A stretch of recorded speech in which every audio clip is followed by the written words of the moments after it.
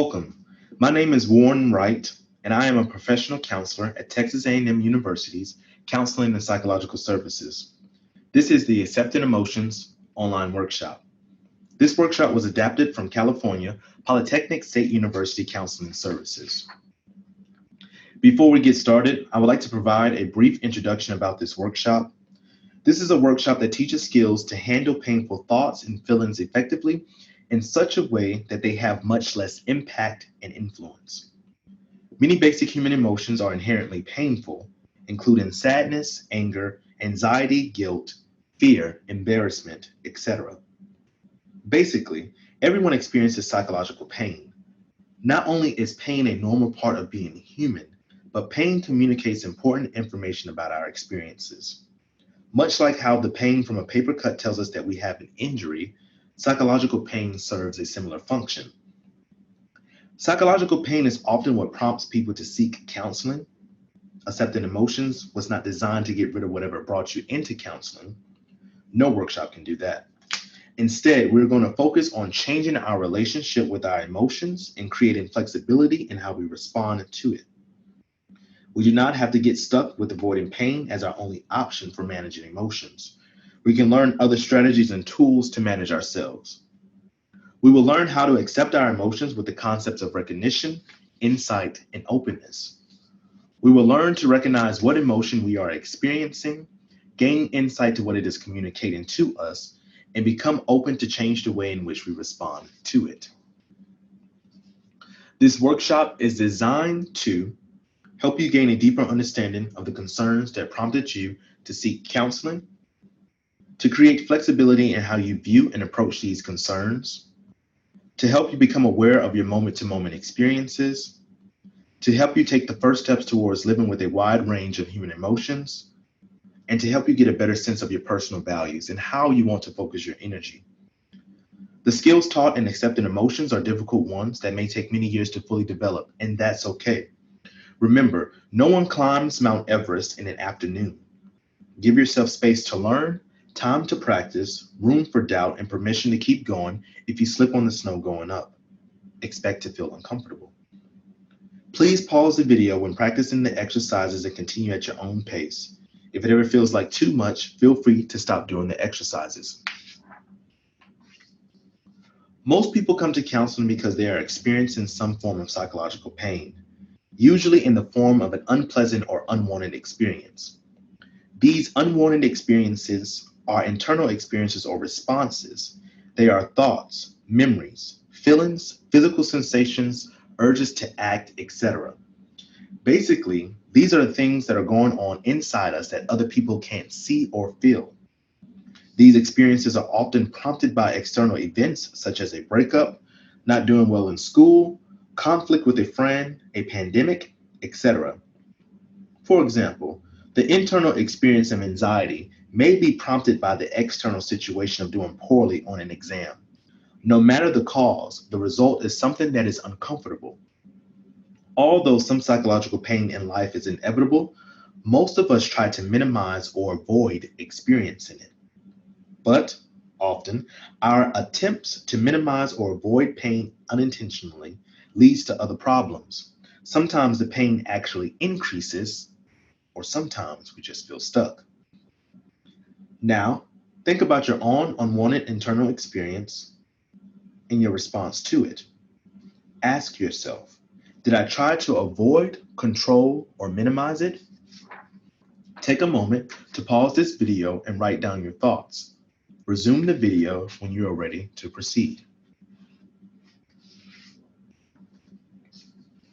Now that you have spent some time reflecting on your personal unwanted experiences, let's look into ways in which we can manage our unwanted internal experiences more effectively. We start with recognizing the unwanted internal experience. In other words, before we move forward, we must arrive at where we are. It's like the "you are here" marker on a trail map. In order for us to go to our destination, we need to know where we are starting. This entails asking ourselves, what is going on and what am I feeling right now in this moment? Mindfulness is about being present in the moment, on purpose, non-judgmentally. This is a skill and strategy you can practice and intentionally build upon. Let's practice this skill by focusing on our breathing. Get into a comfortable position, hands in your lap and feet planted firmly on the floor. Inhale through your nose for 4 seconds. Hold your breath for 4 seconds. And exhale through your mouth for 4 seconds. Again, inhale for 4 seconds. Hold for 4 seconds. And exhale for 4 seconds. After you practice this breathing technique for a moment, pause the video and reflect on your experience. Resume when you are ready to proceed. The next skill we want to develop is insight. Insight is finding deeper understanding to our experiences. I'll now discuss ways to build insight and help you feel less stuck in responding to your emotional experiences. As we discussed earlier, the recognition skills provide us with the "you are here" marker on the map. Insight is like when you've taken a turn and the GPS needs to reroute. Many times when we feel stuck, it might be that we are too busy fighting against ourselves to notice the "you are here" sign. Pain is a signal that we need to pay attention to something. By paying attention to our painful experiences, we will begin to understand what those painful experiences are trying to tell us. Emotional pain may be things like anxiety, anger, sadness, or loneliness. Perhaps if we stop and look deeply into the nature of our emotions, we may begin to understand what that experience means to us. Before we wrap up this slide about insight, I wanted to provide you with 2 language tools to practice. Throughout the week, as you become aware of your experiences, try thinking to yourself, "I am having the thought," or "I am having the feeling." For example, "I am having the thought that I am going to fail my class," or "I am having the feeling of guilt." This tip will help you recognize your thoughts or feelings for what they are, just thoughts and feelings. No judgment or action is needed. It's about just simply observing them. This will allow you to have more space between your experience and yourself.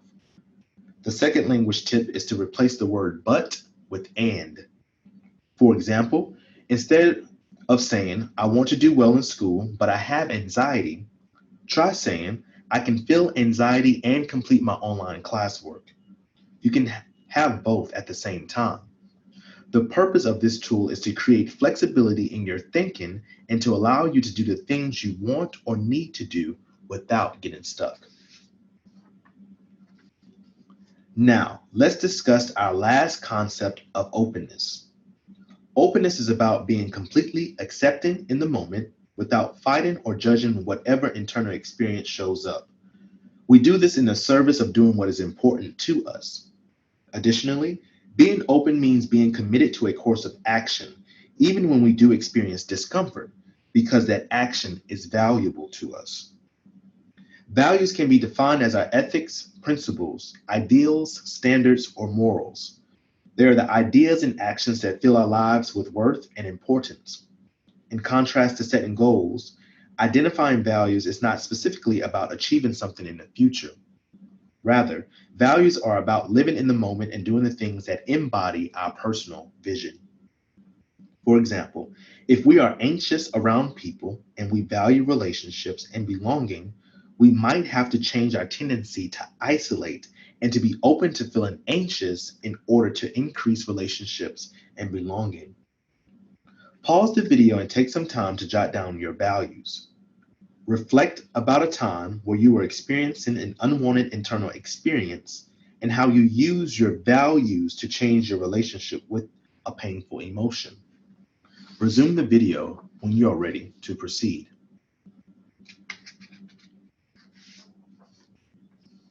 Please visit our website at caps.tamu.edu to learn about other self-care strategies and mental health resources. Again, my name is Warren Wright, and I hope this online workshop serves you well. Take care.